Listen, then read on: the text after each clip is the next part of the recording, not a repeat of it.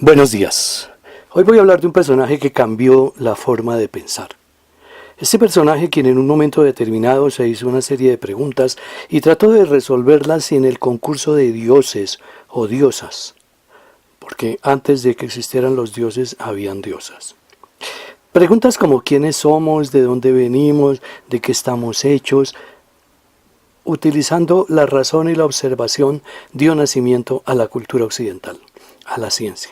Y a partir de él surgen otros personajes que en el mismo tono van condilando el nacimiento de la cultura occidental.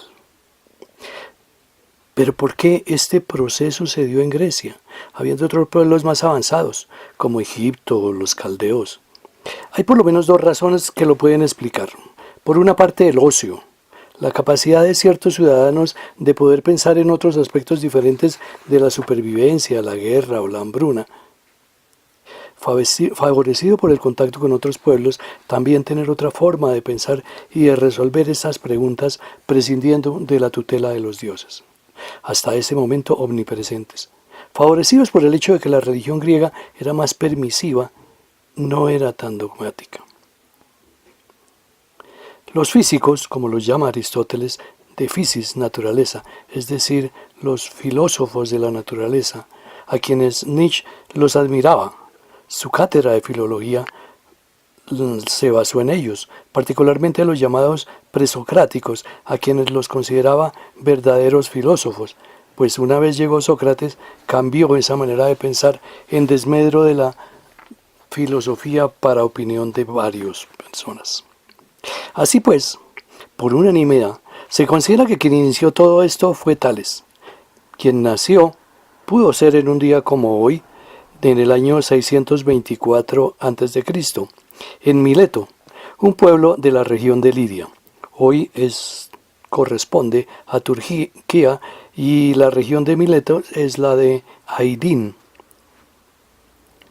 Algunos piensan que Tales nació en Fenicia, pero lo cierto es que transcurrió la mayor parte de su vida en Mileto. Sus padres sí eran fenicios y su padre era comerciante, por lo que Tales inició en su juventud como comerciante, al parecer con buen éxito. A Tales se le adjudican muchas cosas que probablemente no fueran de él, pues en esa época, a diferencia de lo que sucede ahora con el Internet, a los personajes de varia importancia se le adjudicaban toda una serie de logros. Así que a Tales se le adjudican, tiene una serie de anécdotas. En la época de comerciante se cuenta, por ejemplo, que una vez que estaba dedicado a comerciar con sal, tenía que pasar por un río. Un día una de las mulas resbaló y cayó entre el agua, pero con ello la sal se disolvió y la carga se hizo más fácil, por lo que la mula en los siguientes viajes lo siguió haciendo. Al darse cuenta Tales, en el próximo viaje la carga fue con esponjas. Otra de las anécdotas como comerciante sucedió cuando ya tenía la escuela. Lo criticaban porque los que se dedicaban al estudio de la filosofía pues no tenía ninguna utilidad, no producía dinero.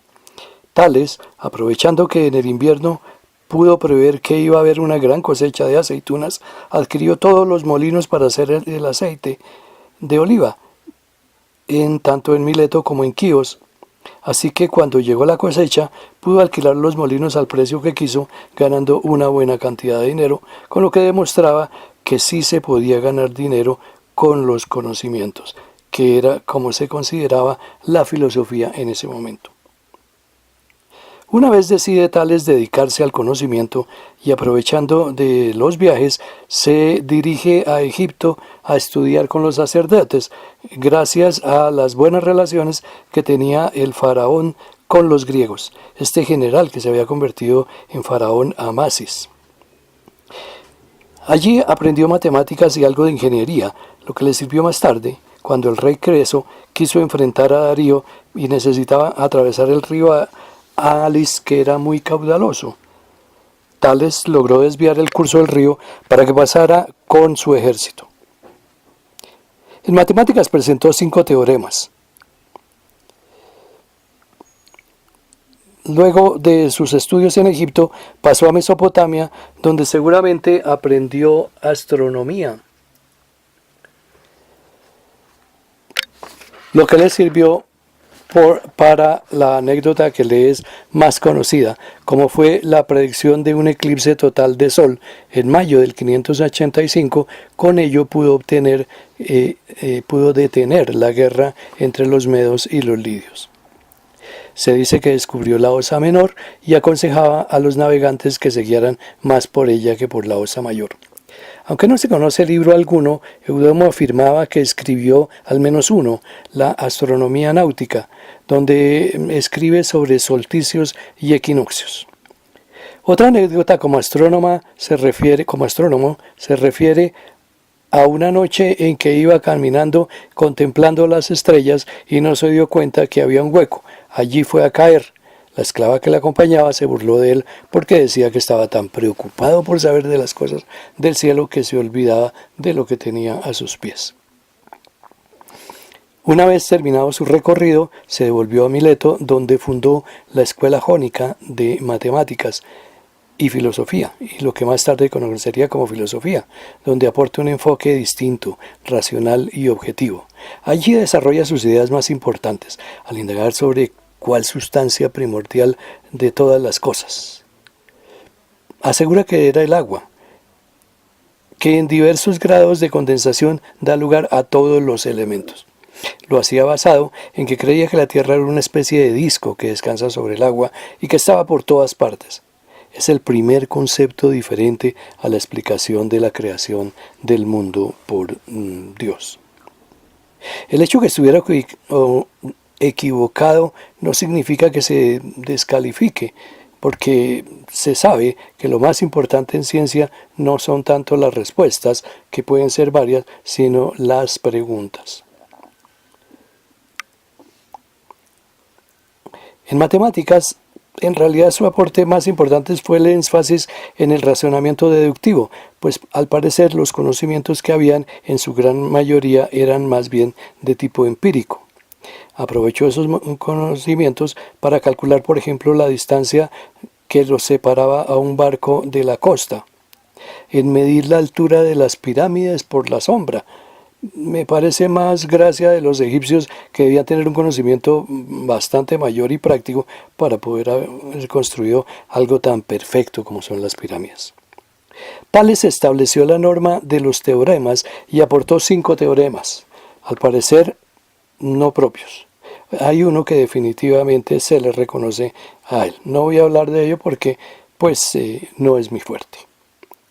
Uno de los aspectos menos conocidos, y me parece que muy importante, es el aporte de Tales a la física, pues es su escuela la que preconiza la trinidad de fuerzas que regulan al universo. Lo hizo a través de la observación y a partir de 2 rocas, 2 clases de piedras. Una es la piedra imán o magnetita, llamada así por haberse encontrado en Magnesia, una región de Tesalia en Grecia, con la capacidad de atraer las limaduras de hierro y del cual se descubrió más tarde el magnetismo. La otra no es exactamente una piedra, es el ámbar, una resina fosilizada que proviene de árboles como el pino, por eso a veces se encuentran en su interior algunos insectos. El ámbar tiene la capacidad de producir electricidad estática cuando se frota con lana. Es el juego que hacíamos de niños de frotar la peinilla a un suéter y luego pasarla a la cabeza para ver cómo se nos paraban los pelos. Electrón es la palabra griega para el ámbar, de donde se derivó la palabra electricidad. Y la otra fuerza es así, aparentemente la más poderosa, es la fuerza de la gravedad de los sólidos frente a la levedad de los gases, como la llamaba Aristóteles. De ahí proviene su nombre, y fue la única a la que le pusieron atención como la fuerza más poderosa para atraer los cuerpos. Los otros no pasaron de ser una especie de curiosidad. Se tuvieron que pasar muchísimos años para poder descubrir la verdadera naturaleza y la importancia tanto del fenómeno eléctrico como del fenómeno magnético. Estos 3 elementos inicialmente se pensó que eran 3 manifestaciones diferentes de una misma fuerza. Curiosamente ahora se está pensando en igual forma. De hecho, ya hablamos de campo y fenómeno electromagnético. Hace poco en un programa sobre inventos en el canal de History pude ver cómo un muchacho logró, acomodando unos imanes, no solo logró prender una bombilla eléctrica, sino hacer que ésta flotara. También se dice que Tales fue asesor político, aconsejó a los jonios, al rey Creso y promovió que se pudiera establecer una federación en las ciudades jonias, proyecto que al parecer no se llevó a cabo. A Tales se le atribuyen algunas máximas. El placer supremo es obtener lo que se anhela. Otra, la esperanza es el único bien común a todos los hombres. Los que todo lo han perdido la poseen aún. Otra, lo difícil es conocerse a uno mismo. Lo fácil es hablar mal de los demás.